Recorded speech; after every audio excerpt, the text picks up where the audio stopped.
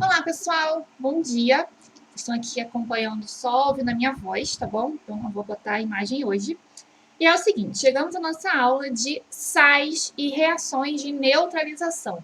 Nós já estudamos ácidos e bases. Hoje a gente vai estudar o que acontece quando a gente reage ácido com base, tá bom? Então, acompanhe na apostila, é o capítulo 19. Façam as anotações, tá? Que são as anotações mais interessantes. Anotem no caderno, façam o resuminho de vocês.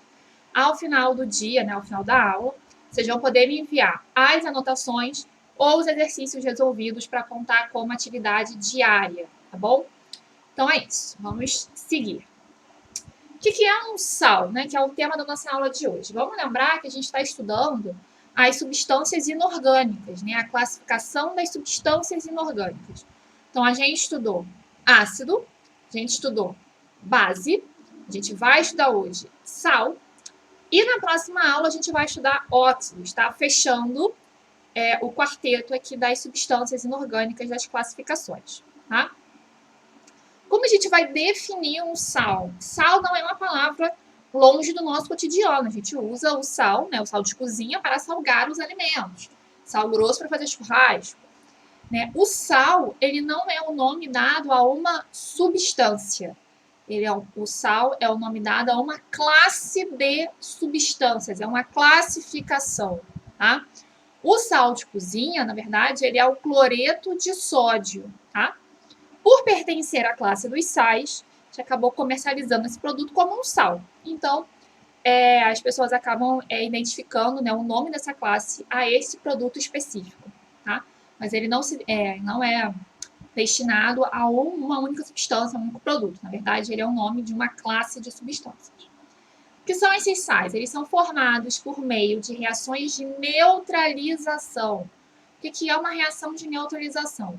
Quando um ácido reage com uma base, eles neutralizam seus efeitos, tá? Por isso que o nome é uma reação de neutralização. Quando o ácido reage com a base, é formado, além do sal, água, tá? Então, esse exemplo aí é a minha equação química genérica que fala sobre reação de neutralização. Ácido reage com base formando sal e água, tá? O sal ele é formado pelo cátion, por um cátion e por um ânion, certo? O cátion vem da base e o ânion vem do ácido, tá bom? A gente vai ver isso um pouco mais à frente nos exemplos. Principais características, ele é um composto iônico, tá? Sais são compostos iônicos, portanto, são formados por cátions e ânions. Logo, conservam as propriedades de compostos iônicos. Conduzem corrente elétrica em meio aquoso e quando estão fundidos, né, quando estão no estado líquido. Dissociam em meio aquoso, né, e vamos lembrar que dissociar é diferente de ionizar. Ionização é que acontece com os ácidos, porque ocorre a formação de íons. Dissociação acontece com compostos iônicos, tanto as bases quanto os sais, que é uma separação de íons. E os sais são formados por reações chamadas de neutralização. Como ocorre essa reação de neutralização? Imagina aqui um ácido, que é o meu exemplo, que é o HCl, que é o ácido clorídrico, reagindo com uma base, que é o hidróxido de sódio, NaOH. Ao reagir ácido clorídrico com hidróxido de sódio, o que vai acontecer? Vai ser formado a água, ok? E o cátion e o ânion que sobram formam o meu sal. Vamos ver mais exemplos aqui com o meu quadril. A gente colocou lá o ácido clorídrico. Eu vou até colocar ele aqui no canto, que eu acho que ele é o exemplo mais fácil para a gente começar.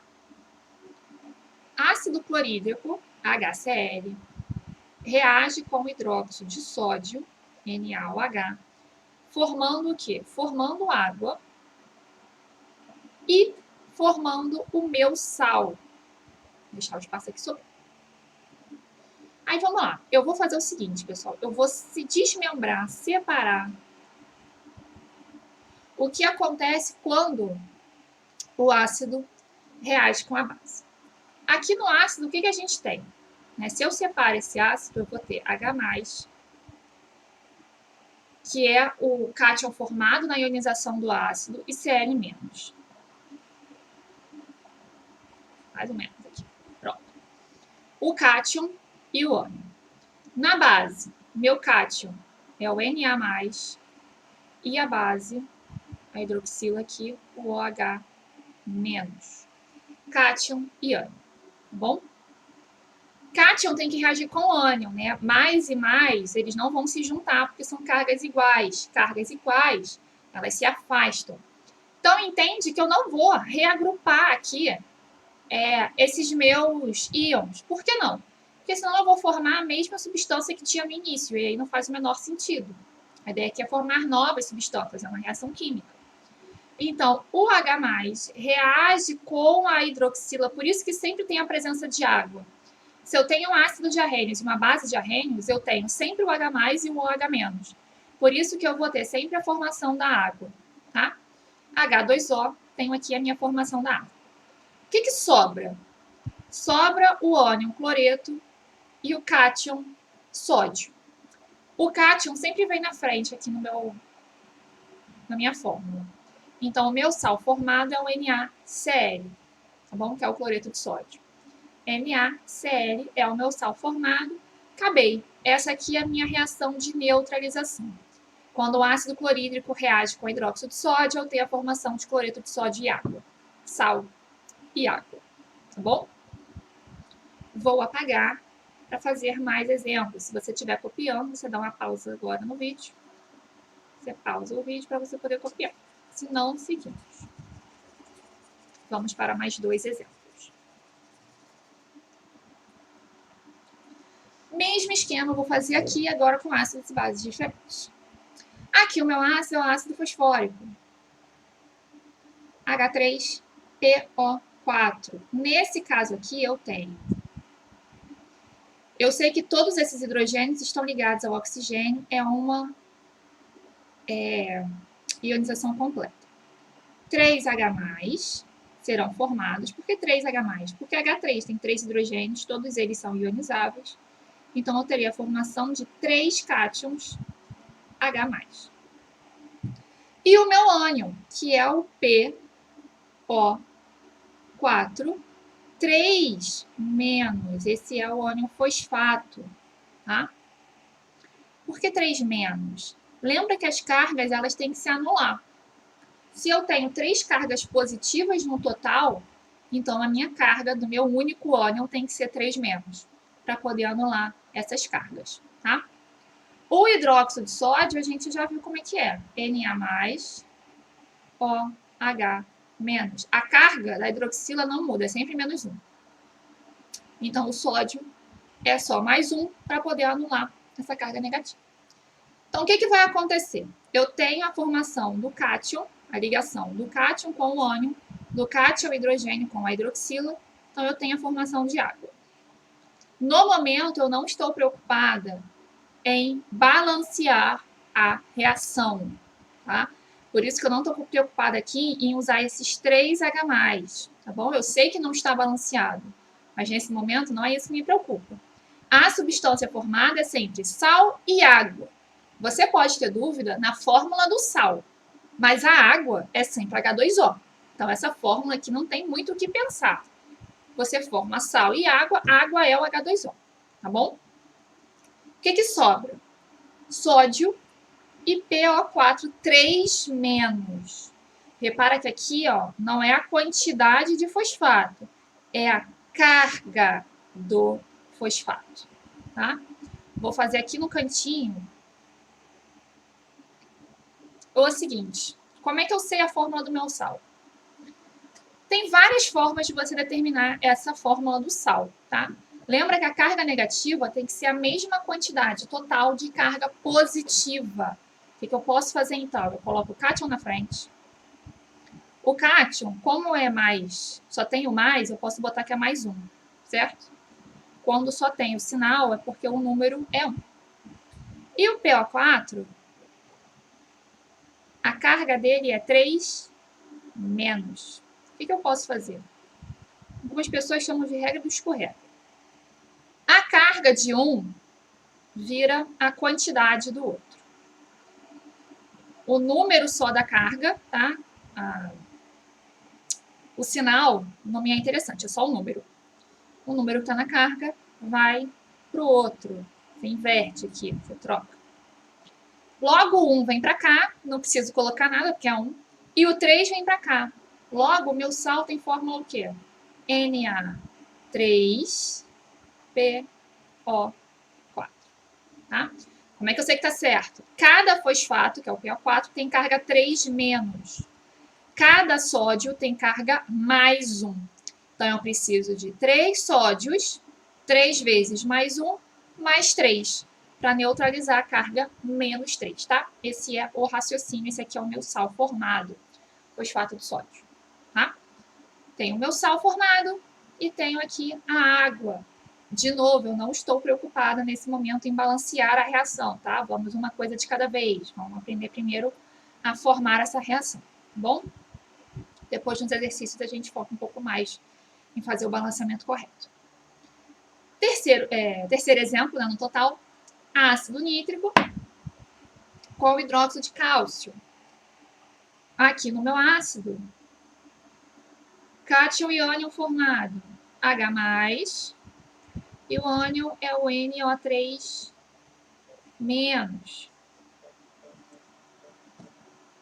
Aqui na base é o cálcio e o OH-. Qual é a carga do cálcio? Eu tenho alguns macetes para lembrar as cargas, tá? Alguns metais possuem carga fixa. Os metais da família 1, como é, por exemplo, o caso do sódio, possuem carga mais 1. Os metais da família 2 possuem carga mais 2. Isso tem relação com a quantidade de elétrons que ele tem na última camada. Lembra que está na segunda família, tem 2 elétrons na última camada? Quando ocorre a ligação, ele sempre perde esses 2 elétrons, por isso que a carga é mais 2, tá? Então, eu tenho aqui que os elementos da família 2, que é o caso do cálcio, possuem carga mais 2. Ou eu posso só inverter o raciocínio que eu apresentei aqui no início, tá? Aqui não tem nada, então a carga da hidroxila é 1. Como tem esse 2 aqui, a carga do cálcio é 2. 2 mais, porque ele é um cátion. Bom? Aí vai do que você conseguir lembrar no momento que você estiver fazendo a reação. Eu sugiro que vocês lembrem as famílias, tá? Pode parecer mais difícil, mas na verdade fica um pouco mais simples de você lembrar. Elementos da família 1 tem carga mais 1, elementos da família 2 tem carga mais 2. Seguindo. Descobri quem é o cálcio, a carga do cálcio. Aqui a minha hidroxila, ok? E eu tenho 2 hidroxilas, mas no momento eu não estou preocupada com o balanceamento. Vamos lá. Cátion, H+, reage com hidroxilas, formando água. Tranquilo? Agora eu vou descobrir quem é o meu sal.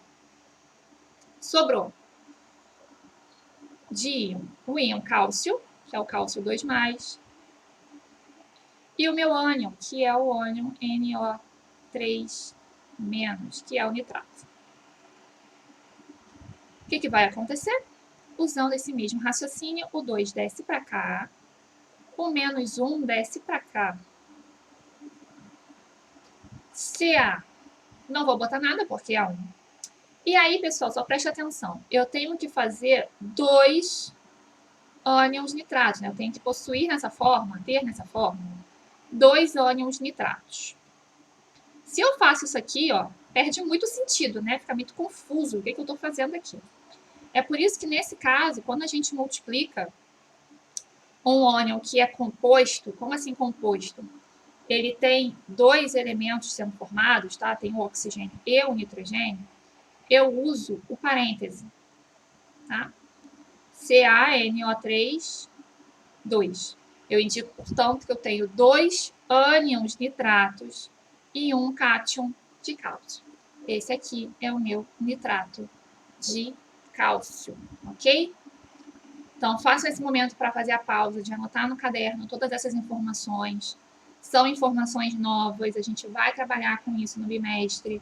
Então, não fiquem com medo de aprender isso tudo nesse momento. Depois da hora dos exercícios, a gente vai voltar a esse conhecimento, tá? A gente vai falar mais um pouquinho sobre essas fórmulas. Vamos seguir agora falando sobre o restante das informações sobre os sais. Entendemos as reações, vamos entender um pouquinho sobre a solubilidade dos sais, tá? Existem algumas regras de solubilidade. Alguns sais são super solúveis, outros sais são praticamente insolúveis, tá? A gente não fala necessariamente insolúvel, porque nem que seja uma pequena parte do sal, ela acaba sendo solubilizada, mas eles são praticamente insolúveis. Se eu me recordo bem, eu coloquei para vocês há umas aulas atrás, um vídeo sobre dissociação, como é que era o processo de dissociação e de ionização. Eu vou tentar procurar esse vídeo de novo aqui no meu computador, no meio de um milhão de arquivos, e vou colocar de novo para vocês nessa aula, para vocês terem uma ideia mais visual de como é que é esse processo. Mas, enfim, o que eu tenho aqui na minha imagem? Quando eu tenho o cloreto de sódio em água, eu tenho a formação dos cátions Na+ e Cl-. Reparem que, quando eu coloco a estrutura do sal na água, as moléculas de água, que são esses pontinhos vermelhos com brancos, as moléculas de água fazem o que a gente chama de solvatação.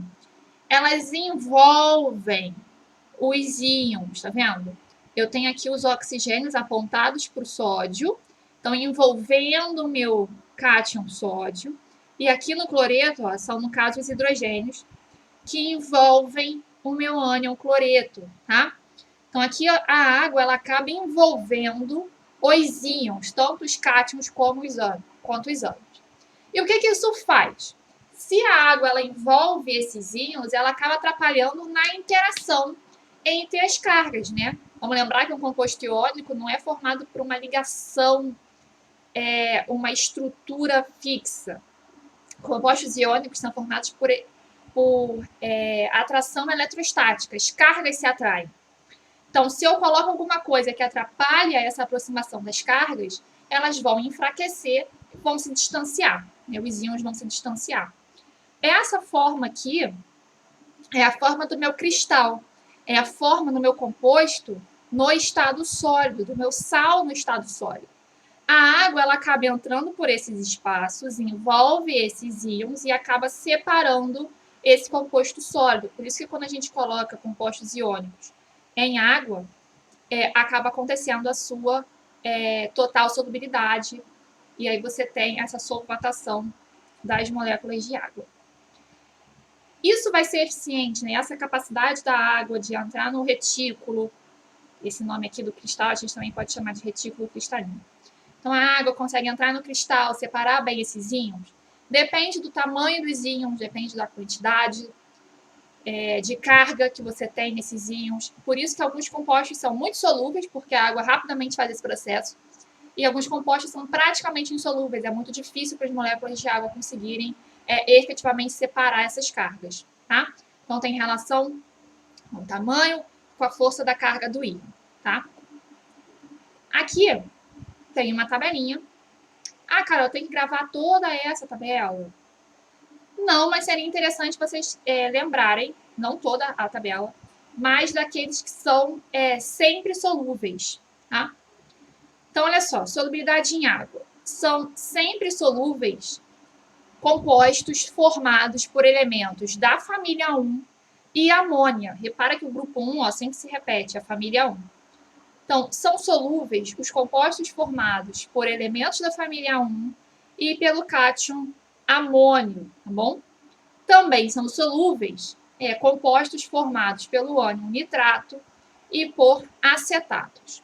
O restante você tem, a maioria é solúvel, mas você tem exceções. Eu não quero, nesse momento, que vocês lembrem das exceções. Eu gostaria muito que vocês lembrassem das regras, tá? São solúveis elementos que têm seu composto, né? Cátions do grupo 1 e amônio, e também são solúveis nitratos e acetatos, tá bom? E aí, obviamente, a gente também vai falar sobre a nomenclatura. Nesse momento, pessoal, a nomenclatura do sal, ela é uma junção do que a gente aprendeu tanto em ácido quanto em base, tá? A nomenclatura do sal é a nomenclatura do ânion, mais o pronome D ali. É um pronome? Não sei, meu Deus. Faltei as aulas de português, me deu branco. Mas enfim, mais a partícula D, lembrei, mais a partícula D, mais o nome do cátion. Pronto. Posso ficar amiga dos meus colegas de português ainda. Então, o nome do ânion mais a partícula D mais o nome do cátion. Repara, pessoal, que eu tenho a tabela aqui com o nome dos principais ânions e com o nome dos principais cátions. Vou olhar na tabela e vou conseguir dar o nome da minha substância. O que eu tenho que lembrar?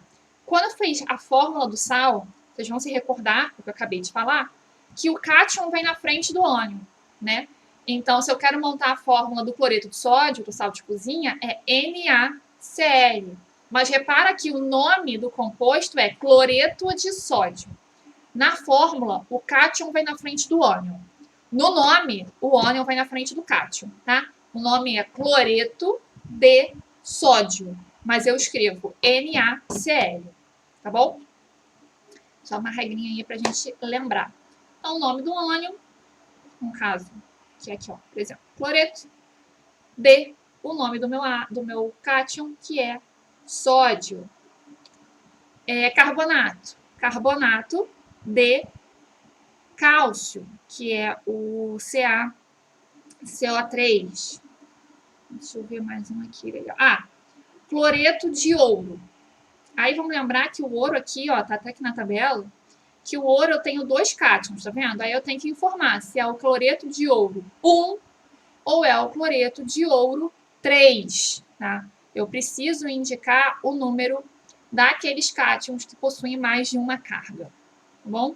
Do mesmo jeito que a gente faz com bases, ok? E aí os principais sais, repara que aqui eu também já tem um pouquinho do nome deles.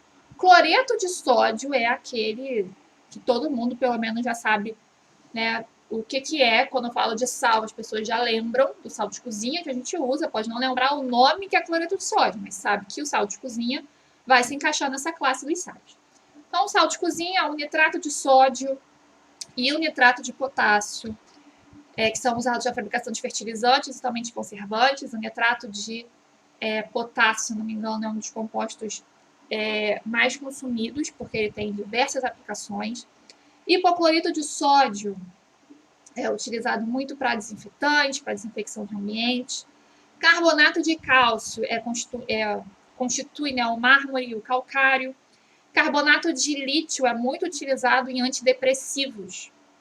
Ele é muito utilizado para esses medicamentos que agem no sistema nervoso central. E fosfato de cálcio, que é o principal constituinte dos ossos, ok?